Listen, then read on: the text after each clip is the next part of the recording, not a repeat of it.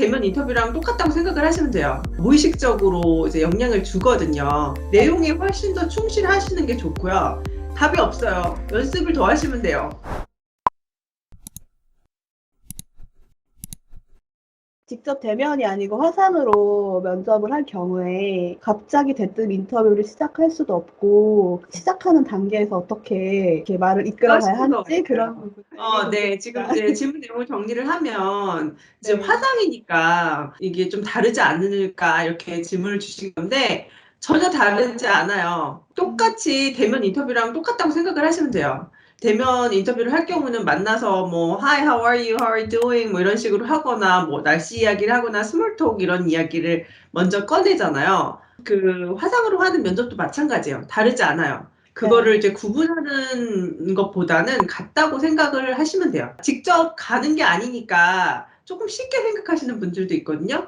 그러시면 안 돼요. 예를 들어서 복장도 직접 가서 면접 보는 그 복장 그대로 그런 복장을 입으셔야 되고, 그리고 이게 대화를 할 때도 지금 저는 이제 화면을 보면서 하는데 가장 좋은 거는 이제 화면에서 살짝 위로 보시는 게 좋아요. 그러면 카메라랑 되게 가깝거든요. 그럼 상대방이 봤을 때 그 아이 컨택 하는 느낌으로 직접 만나서 아, 하는 그런 느낌이 들거든요. 근데 만약에 카메라가 좀 너무 위로가 있다. 이렇게 좀 이쁘게 나오라고 이렇게 하시는 원장님. 분들 있고, 어떤 분들은 또 너무 이렇게 너무 밑으로 이렇게 어떻게 해야 되지? 음, 이런 식으로 하시는 분들도 아, 네. 있거든요. 지금 정도 높이로 해가지고 음, 하시는 게 상대방이 느꼈을 때 되게 편안하게 느껴져요. 네, 그런 것도 이제 무의식적으로 이제 영향을 주거든요.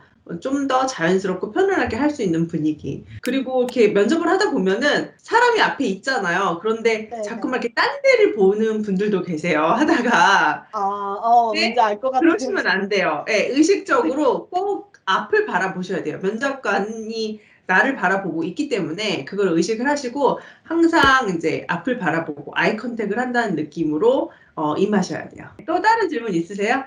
유튜브 같은 거 찾아보면은 인터뷰 답변을 1분 내외로 하라고 뭐 이런 내용들을 봤어요. 근데 음, 제가 이제 주신 스크립트를 제가 음. 읽고 시간을 보면은 최소 1분 30초. 뭐 길면은 막 3분까지도 제가 말을 하는데 이 시간이 적절한 건지 너무 긴 게 아닌지 그게 좀 궁금해요. 제가 이제 면접관의 입장에서 말씀을 드리면 아주 주관적으로 느끼는 거거든요. 그래서 이게 뭐 시간에 딱 맞춰가지고 1분이면 딱 좋다. 그 한정을 짓는 것보다는 네. 내용에 훨씬 더 충실하시는 게 좋고요. 질문과 상관없는 이야기로 좀 많이 가가지고 네. 길어지는 것인지, 아, 아니면 질문에 대해서 정확하게 답을 하기 위해서 조금 길어지는 것인지, 그거를 구분을 하셔야 되고요.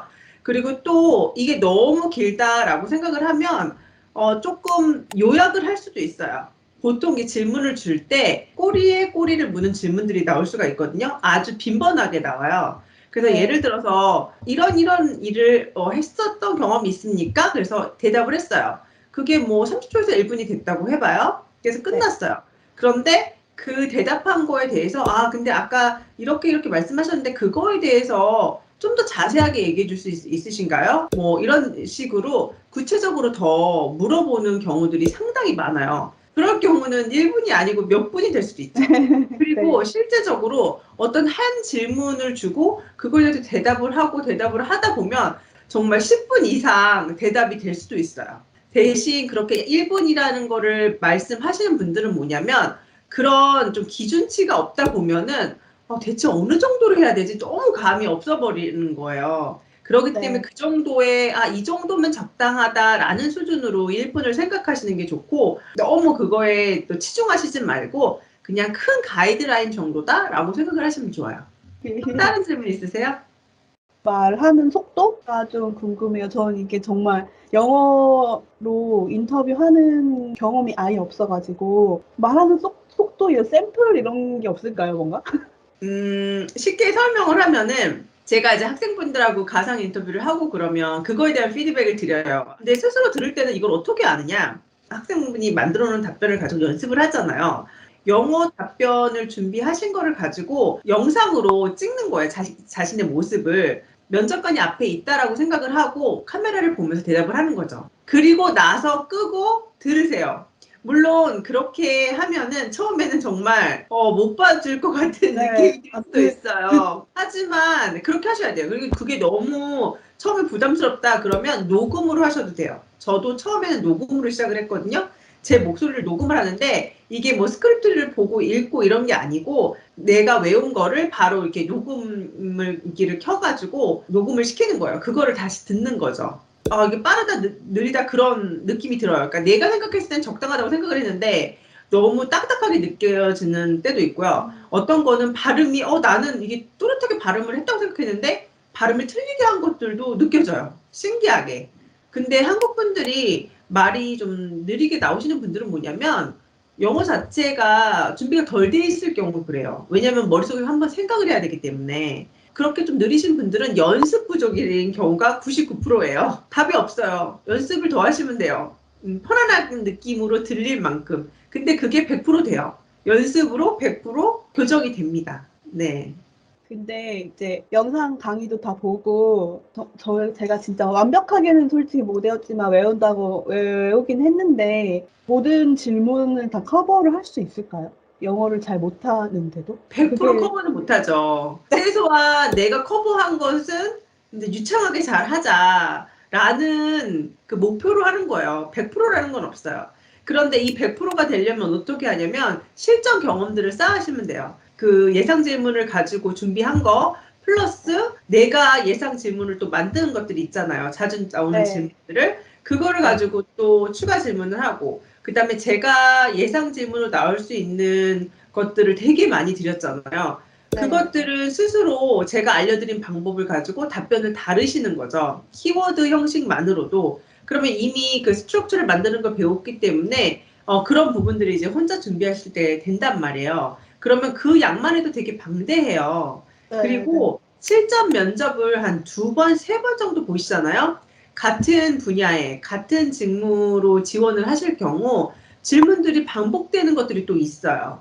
어떤 뭐 A라는 회사에서 자주 나온 질문, B라는 회사에서 자주 나오는 질문 이런 걸 검색하는 방법들 다 가르쳐 드리잖아요.